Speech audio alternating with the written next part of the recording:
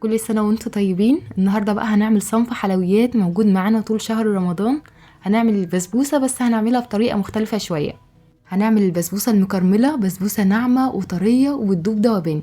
عملتها معاكم قبل كده بالطريقة العادية، النهاردة بقى هنعملها بالكراميل وبتطلع معانا رهيبة. شايفين بقى قد ايه ناعمة وطرية جدا وبتدوب دوبان، وفي نفس الوقت كده لما بنطلعها من الصينية القطعة بتطلع ماسكة نفسها، يعني القطعة بتطلع الواحدة بوحدتها. حابة اوريكم بس في الاول كده نوع الدقيق اللي بستخدمه. ده دقيق سميد خام مش مخلوط باي حاجة خالص، وكمان بيكون دقيق سميد متوسط مش ناعم ولا خشن. هنحتاج منه نص كيلو، يعني كوبايتين ونص بالكوباية المعيارية. ولو مش موجودة عندنا كوباية معيارية هنستخدم كوباية عصير، بس اهم حاجة هنعاير بيها كل المكونات.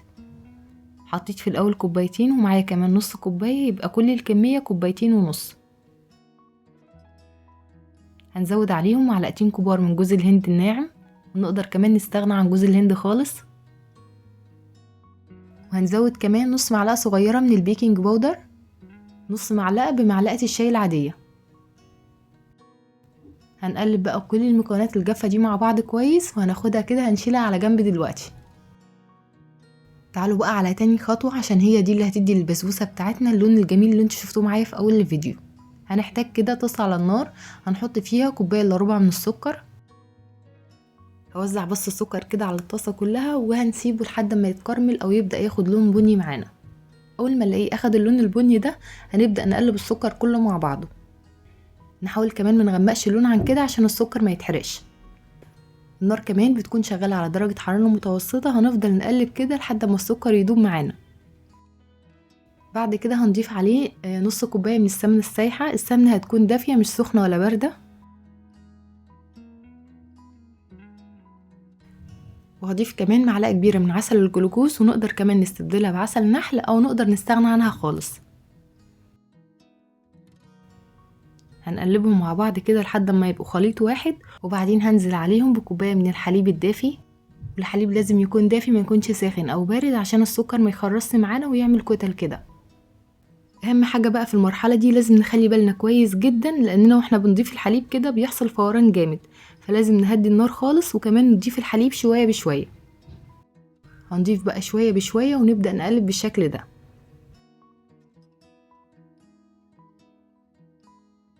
بنضيف الحليب شوية بشوية وبنقلب كويس. واول ما بنلاقي بقى السكر داب مع باقي المكونات بنطفي النار خالص. ده قوام الكراميل بتاعنا اللي احنا عملناه.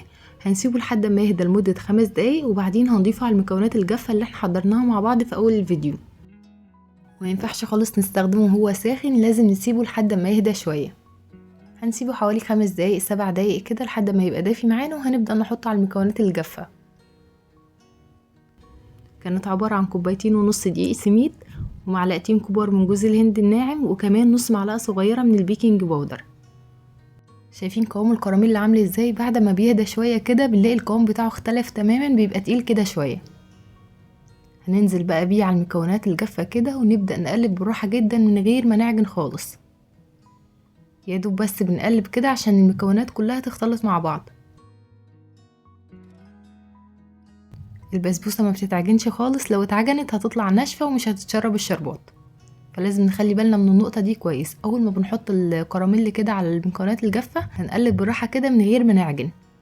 شايفين طريقة التقليب عاملة ازاي؟ مش عايزة اقص بس حاجة من المقطع ده عشان تشوفوا طريقة التقليب كويس. اهم حاجة بقى في البسبوسة طريقة التقليب، لان هي دي اللي بتوقف عليها نجاح البسبوسة. نقلب كده من غير عجن، واول ما المكونات بتتجمع على بعض بالشكل ده بنوقف تقليب خالص.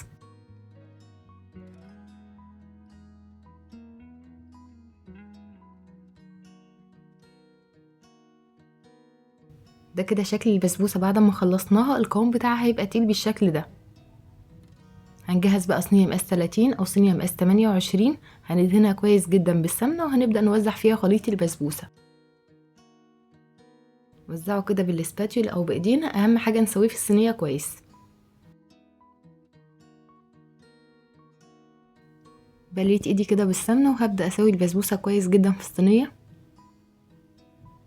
تقدروا بقى تدخلوها الفرن زي ما هي سادة كده، وتقدروا تحطوا على وشها كده شوية مكسرات. هحط على وشها كده شوية بندق. وبعد ما بنخلص هندخلها فرن سابق التسخين على درجة حرارة 200. هنحطها في الرف الوسطاني والفرن بتاعنا يكون شغال من تحت بس. اول ما الجوانب تبدأ تاخد لون ذهبي بنطفي عليها الفرن من تحت وبنولع الشواية عشان تاخد لون ذهبي من فوق. هتاخد معانا تقريبا 20 او 25 دقيقة بالظبط في الفرن وهنلاقيها استوت. ده شكل البسبوسة بعد ما حطيت عليها البندق. عشان بقى البندق ما يطلعش معانا او اي مكسرات ما تطلعش معانا وقت واحنا بنحط عليها الشربات، هنضغط عليها ضغطة بسيطة جدا بايدينا بالشكل ده. دلوقتي خلاص البسبوسة بقت جاهزة عشان تدخل الفرن. في الوقت بقى اللي البسبوسة بتستوي فيه تعالوا نحضر مع بعض شربات البسبوسة.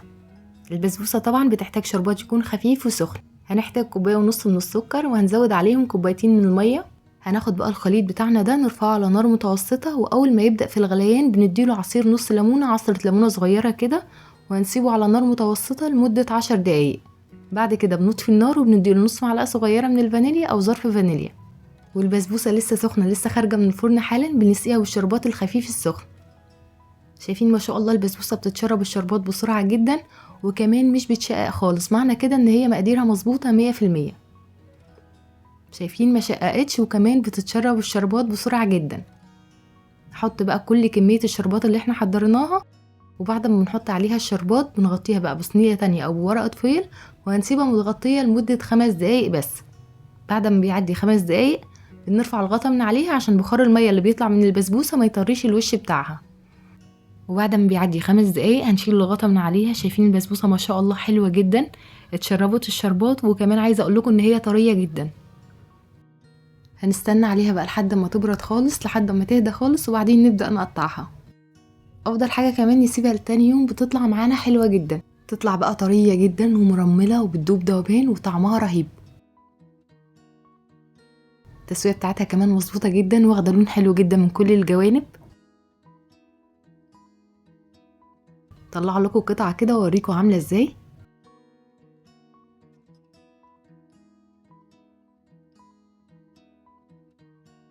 شايفين قد ايه ناعمة وبتدوب دوبان. جربوها بنفس الطريقة كده وبنفس المكونات وانا متأكدة ان هي هتعجبكم جدا. هسيب لكم كل المكونات مكتوبة في صندوق الوصف تحت الفيديو. وبس انا كده خلصت فيديو النهاردة. بتمنى الفيديو يكون عجبكم واستفدتوا منه. ولو اول مرة تشوفوني ما تنسوش تشتركوا في القناة وتحطوا لايك للفيديو.